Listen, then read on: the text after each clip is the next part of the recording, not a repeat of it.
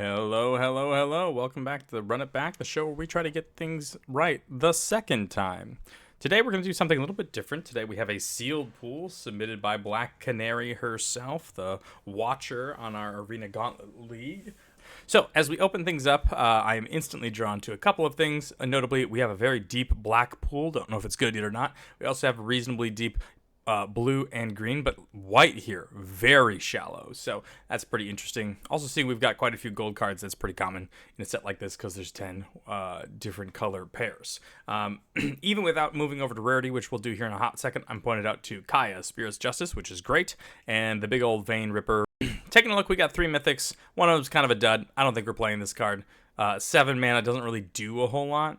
I mean, it's if you look at it on the basis, Vein Ripper and Conspiracy Unraveler aren't that different. But the problem is that if we use Conspiracy Unraveler, you make Collect Evidence 10 rather than pay mana cost for spells. This is your 7 mana spell. You probably don't have very many other spells in your hand when you're doing this. So the odds that you have this on 7 and then get to like cast another spell right away, not very good. Notably, it does fix, so if you end up like playing this and you've been stuck on triple black, you could like then, get around that. But in general, I don't love this card. I've never played it, never seen it played. 6/6 flyer is fine, but for 7 mana and do nothing else, not really all that good. Now, on the other hand, you've got Vein Ripper, which is also a 6/5 flyer, and when it hits the battlefield, it doesn't really do anything. But notably, if anything happens after that, it does a lot of stuff. So the ward sacrifice a creature is huge, and there's 2 main reasons why.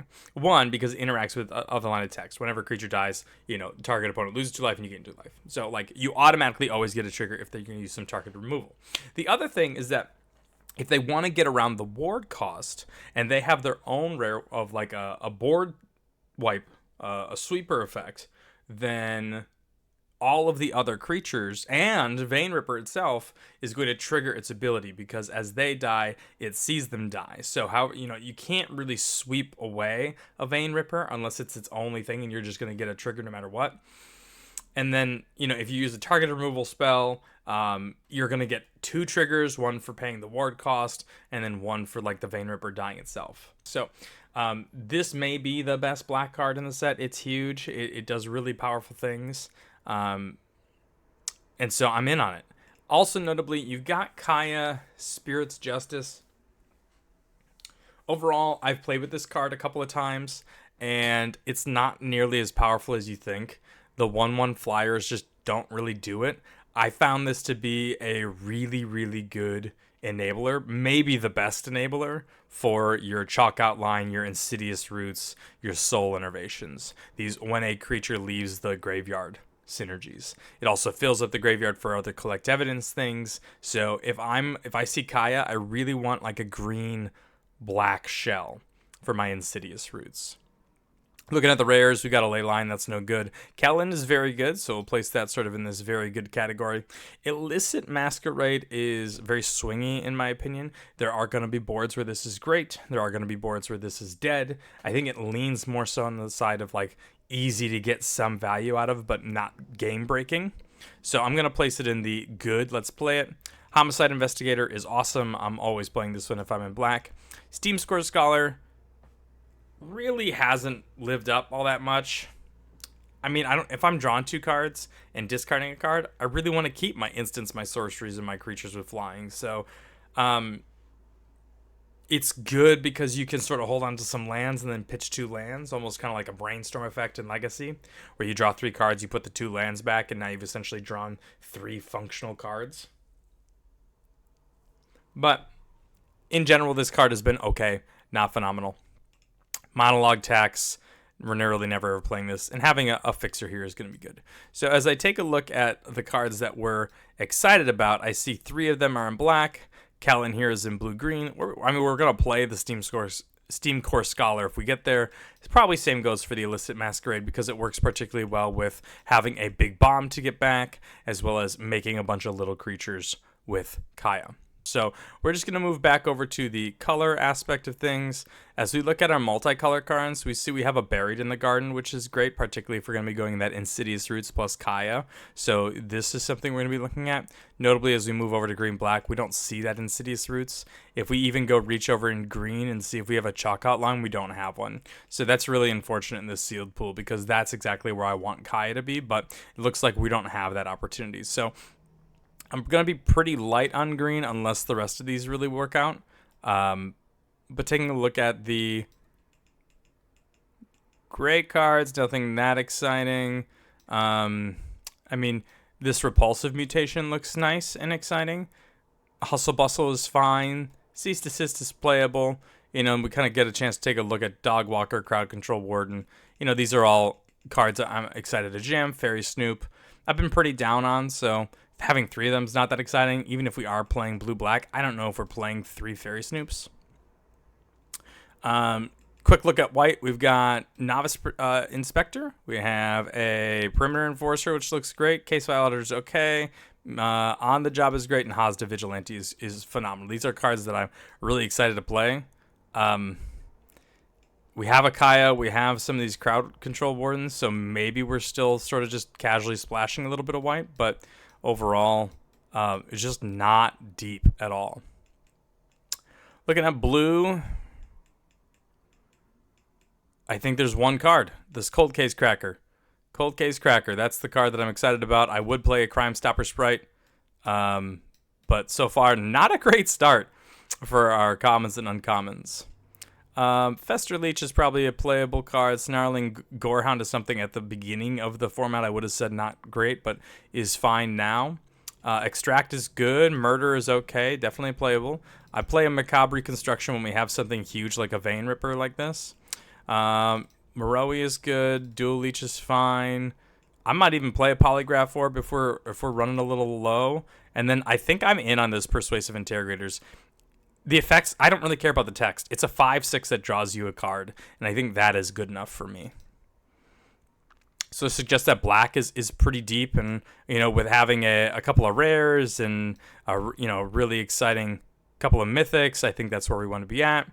Looking at red, we've got these 2 Case of the Burning Masks, a Red Herring, a Shock. So this red's actually a pretty good splashable color here. We've got like 10 really good red-white cards. It's just the rest of the pool's not really there. So I don't think we're going to be on red. The only reason why we're keeping these white cards around is because we're kind of in on this Kaya. And so we have to decide whether we want to be black-blue or black-white, or we'll see if maybe black-green comes around and where we want to go for there. Nice part about green is that you do get a couple of fixers in this Topiary Panther. They went this way. Eavesdropper's good. Killer Among Us is phenomenal. And then a couple of these other ones are okay. And so we pretty much get to choose between going black-green,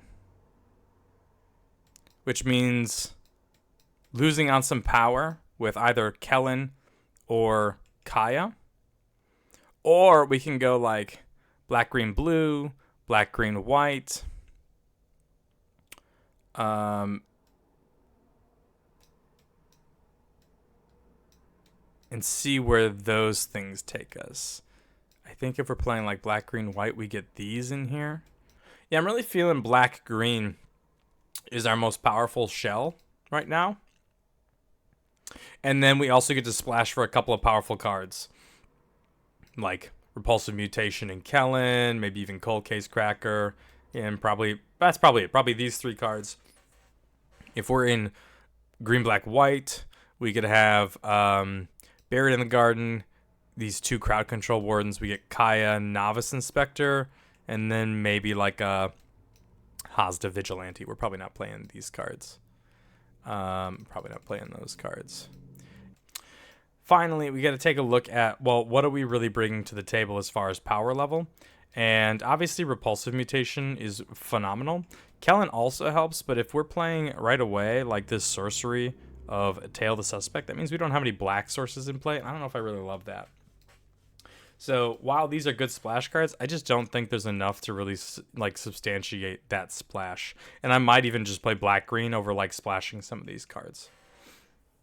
So finally, as we take a look at just all of these black, green, white cards, I'm noticing a couple of things. One, our only early white card is Novice Inspector. And I love a good Novice Inspector. I think this card is the best common. I think it's really good. But it makes our mana a lot easier just to go black-green and cut this Inspector. And then that kind of leaves us with this Buried in the Garden, the Kaya. These two cards, which really aren't even, 5-drops, nor are they green-white, because you can easily play them and flip them up for their morph costs. And you got this Hazda Vigilante, which, although very good, let's double-check on how many creatures it hits. It's got both these crowd control wardens when they're face down. You get the Nervous Gardener, the Homicide Investigator, the Vitu-Ghazi Inspector, plus Maverick, plus Scorehound, plus Fester Leech, plus Dual Leech, plus Moroi if it's face down. So I might look at that, this Basilica Stalker if it's face down. I still think it's probably pretty good. I've been so high on Hazda Vigilante. I think it is worth a splash, especially off of something like They Went This Way and Nervous Gardener. So we're at 25 cards. We still need to cut 2 of them. And I'm looking at my 6-drops, and I've got this Basilica Stalker, the Interrogators, and a Vein Ripper, plus a Topiary Panther, which is likely to get cycled in order for our green, but it also could be a 6-drop here. I don't think we want all 4 of these 6-drops, so I think we want to cut one of them. Obviously, we're not cutting Vein Ripper, and obviously we're not cutting Topiary Panther, because this is a fixer, and this is one of our huge bombs. So we have to decide as to whether we're going to be cutting the Basilica Stalker or the Persuasive Interrogators. Now, I do like them both. I think they're both very good. I think the fact that this could be a 3-drop on 2, which is very powerful, as well as Disguised for 5, I think is very good. And then also the fact that this one costs double black, whereas this is a single black. I think that means that the Interrogators get the boot. And then finally, as we take a look at our last cut, I'm looking at our 4-drop slot of non-creature spells. I think a Killer Among Us is definitely worth it. I think all of these other ones are good. And so as we take a look at these cards here, it looks like we've got Kaya, which is a super bomb. We're not cutting that.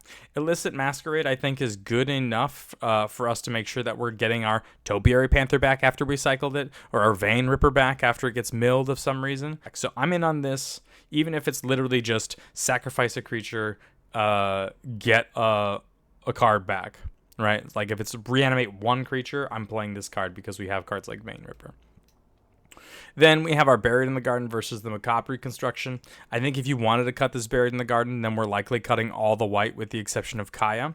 And so I think we want to just keep this in because it helps with this triple black and it helps with the white black here as well. I just think that this Buried in the Garden is where we want to be at. So unfortunately, Macabre Reconstruction is a good card. I just don't think it's the card we're going to be playing here. So in theory, if you really wanted another green source, you could shave this down to 1 plains. But I don't think that's a really good idea because we've got a couple of cards here that are hard stuck without it. Now, if you were only on Crowd Control Wardens and other creatures like that, you probably might not even play a plains at all. If you did, maybe just 1. But considering that we've got Kaya, Buried in the Garden, and the Hazda Vigilante, I think you want 2 plains with the 3 different ways to search them up. All right, taking a look here, this is what our Black Canary ended up going with. As we can see, she moved into a white-black shell, utilizing cards like the Novice Inspector and the On the Job. We also noticed all 3 Fairy Snoops had made the cut here, which is going to be a little tough on the mana because you have to disguise it first, and then you get to play the double black to flip it up. But on the flip side, it does end up giving you a series of card advantage. We see this Perimeter Enforcer, and unfortunately this also meant that she had to play 2 Sanitation Automatons, cards that I don't hate in the format, but I'd want to be a little bit more aggressive than I think this deck is particularly. As we flip-flop back and forth, we also see things like the Museum Night Watch, as well as like the Agency Coroner playing in here. So we're playing some kind of not so great cards. Whereas we see quite a few of these cards like the Lockset on Eavesdropper, the Vitu-Ghazi Inspector, the Nervous Gardener, and the Rebel Maverick. These are all cards, the Killer Among Us, that are kind of sitting in our sideboard.